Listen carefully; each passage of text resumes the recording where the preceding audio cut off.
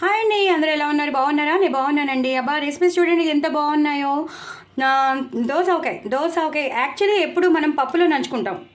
పచ్చడి అనేది లేదా ఆవకాయ అనేది మనం పప్పులో నంచుకుంటాం. అలా కాకుండా ఒకసారి నెయ్యి వేసుకుంటానండి. అలా కాకుండా మనం దోస ఆవకాయ కలుపుకుని ఇలా దోస ఆవకాయ చక్కగా ముక్కలతో ఉన్నది ఇలా డార్క్గా కలిపేసుకోవాలండి.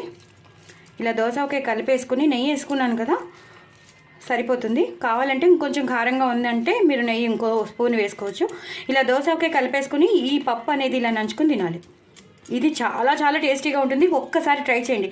మనం ఎప్పుడూ పప్పులో నంచుకుంటాం, అలా కాకుండా దోస ఆవకాయలో మీరు పప్పు నంచుకోండి. తోటకూర పప్పు కానీ పాలకూర పప్పు కానీ నంచుకుంటే ఒక రేంజ్లో ఉంటుంది. సో నేను మీకు చూపించడానికే చూపిస్తున్నాను. చాలా చాలా టేస్టీగా ఉంటుంది.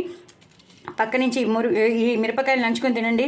ఓ, ముద్ద పెట్టుకోవడం ఇది కొరుక్కోవడం, ముద్ద పెట్టుకోవడం ఇది కొరుక్కోవడం, చాలా చాలా టేస్టీగా ఉంటుంది. ఒకసారి మీరు ట్రై అయితే చేయండి. నేను చెప్తున్నాను, ఒకసారి మీరు ట్రై చేస్తేనే మీకు తెలుస్తుంది. దోస ఆవకాయ కానీ మామూలు ఆవకాయ కానీ ఏ ఆవకాయ అయినా పర్వాలేదు, ఆవకాయలో మాత్రం ఇలా ఈ ఆకుకూర పప్పు నంచుకుంటే మాత్రం చాలా చాలా బాగుంటుంది.